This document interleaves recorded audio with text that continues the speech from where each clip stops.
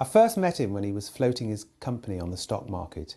He had a pinstripe suit on and no tie, and his prospectus was a piece of origami. He's best known for revolutionising design.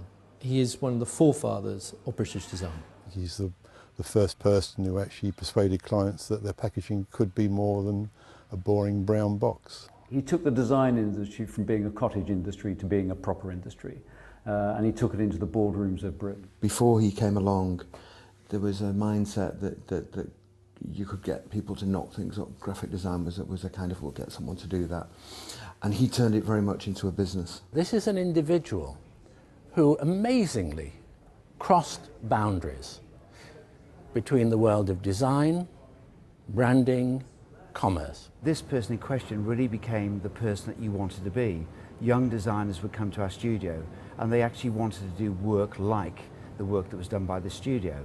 I met him in 1984 and I just left art school, and I was really hoping to work in one of the best places for design in London at the time. When looking at his work, the one central theme is that it tends to be very much ideas-based rather than treatment-based. What's really great about him, I think, is that while he can make incredible new designs, this guy is also incredibly adept at taking traditional designs and making them more relevant. The piece of work I've always loved that he did was for Winsor & Newton inks. You almost wanted to collect those, whether you used inks or not, because they were just such beautiful little things. He designed the very first, although we never used it and were silly enough not to patent it, he actually designed the very first VHS package. The President's Award is a Lifetime Achievement Award, and I think if you look at his life, it's an incredible story.